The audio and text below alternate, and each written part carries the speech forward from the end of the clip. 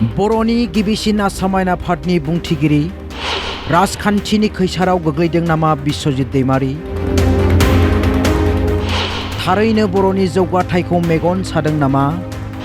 ना मन्त्रि मासि होनायनिफ्राय नेवसिनायनि खैसार?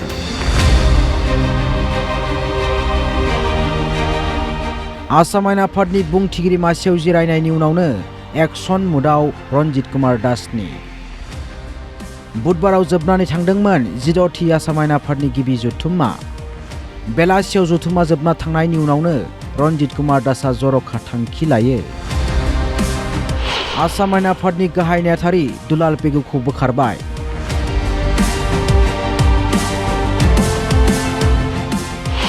नाथाय मानो हरखाब बे थांखि बुंथिगिरि रनजित कुमार दासनि? गोदान नेहाथारि महरै बिबान आजावबाय राजीव भट्टाचार्यआ। दुलाल पेगुखौ बोखारना राजीव भट्टाचार्यनो बिबान गथायबाय। उफ्रा नेहाथारि महरै बिबान फालिबोदोंमोन राजीव भट्टाचार्यआ। गिबियावनो खोनासंदो बुंथिगिरि रनजित कुमार दासआ मा बुंखो। তেখেতৰ যেহেতু সময় বহু সময় হৈ গৈছে, 2 বছৰতকৈ অধিক কাল যেহেতু কাম কৰিছে, সেইকাৰণে তেখেতক সলনি আমি যিগৰাকী এডিশ্যনেল ছেক্ৰেটাৰী তেখেতক আমি দায়িত্ব অৰ্পণ কৰিছোঁ। যিগৰাকী ব্যক্তি নেকি ল মানে বেকগ্ৰাউণ্ডৰ, সাধাৰণতে ছেক্ৰেটাৰীগৰাকী ল বেকগ্ৰাউণ্ডৰ হ'ব লাগে, যাৰ কাৰণে আমি সিদ্ধান্তমৰ্মে আলোচনা কৰি পেলাই ৰাজীৱ ভট্টাচাৰ্য তেখেতক আমি এতিয়া নতুনকৈ দায়িত্ব অৰ্পণ কৰিছোঁ। मख'जाथावना दि बर'नि नायल' गिबिसिन आसाम आयेन आफादनि बुंथिगिरि मासियाव जिरायना बिस्वजित दैमारि बिथाङा आसामनि जारिमिनाव गोबां जौगा थाखोनि खामानि मावबोदों। बिथांनि समावनो मख'जाथावनायै आसाम आयेन आफादखौ लिरजेननाय जादों।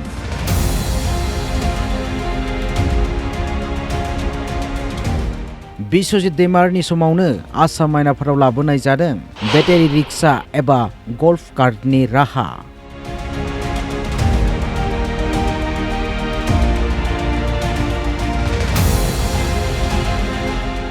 आसाम आयेन आफादाव जायफोर सुबुं फैयो बिथांमोननि खाबुनि थाखाय मैखोम बिफाव लायो बेटारिजों सालायजानाय रिक्साया।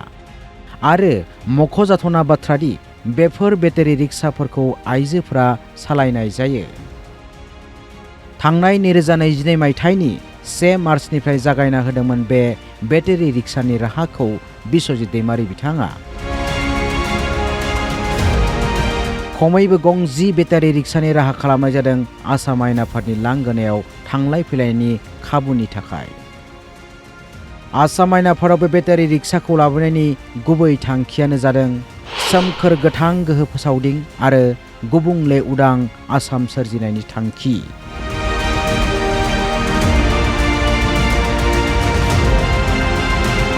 बिस्वजित दैमारिनि समावनो आसाम आयेन आफादनि लांगोनायाव गायसननाय जादोंमोन कसारी राजानि मन'लिथ पिलार, जेराव कसारीफोरनि जारिमिनारि आसारखान्थि हारिमुआ बेरखाङो। बिथांनि समावनो डिजिटेल रैखाथुमसालि बेखेवनाय जादों।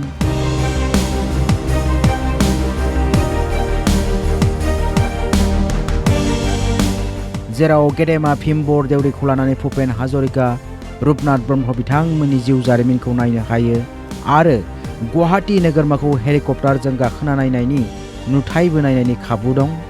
बिस्वजित दैमारिनि समावनो आसाम आयेन आफादनि नेहाथारि खनमा बेखेवजादों।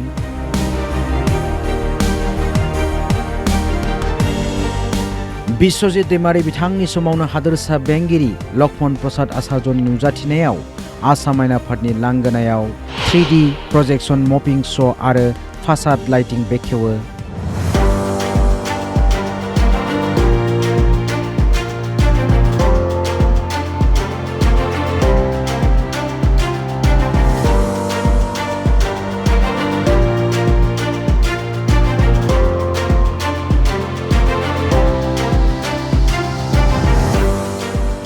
बेल' नङा, बिस्वजित दैमारि बिथांनि नाजानायाव आसाम आयेन आफादाव पेपारलेस खालामना ई-बिधाननि राहा खालामनाय जायो आरो आसाम आयेन आफादखौ गोदान महरनि जौगा थाखोआव साजायनायजों लोगोसे सावस्रि फाहामथाय मिरु, MLA-फोरनि थाग्रा न'मा बायदिखौ लानानै गोबां जौगाथायनि खामानि मावनाय नुनो मोन्दों बिस्वजित दैमारिखौ।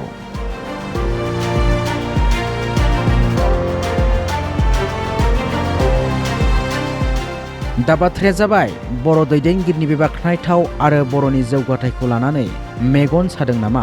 बेसो गेदेर सोंथि बेरखांदों। जाउनाव बिस्वजित दैमारि मावलांनाय खायसे खामानिखौ खोमोरनो नाजानायबो नुनो मोनदों।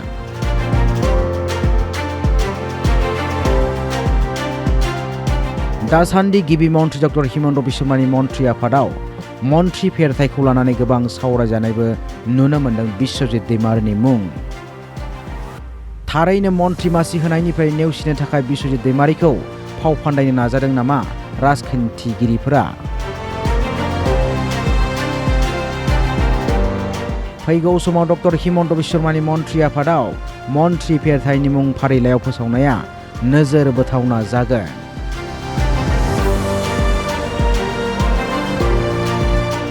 ब्युरो रिपर्ट असम लाइभ 24 बड' लाइभ 24।